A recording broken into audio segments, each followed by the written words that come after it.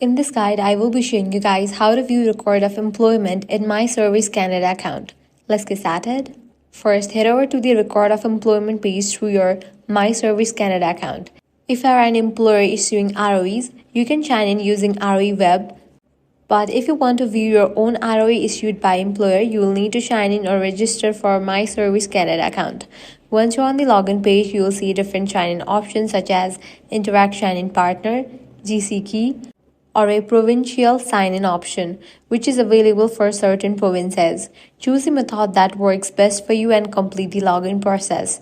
After signing in, you will land on dashboard where your ROE records will be listed. Simply find your ROE and click on it to view all the details of your employment record, and that's it. That's how you can easily access and view your record of employment in your My Service Canada account. If this guide helped you out, do not forget to like, share, and subscribe.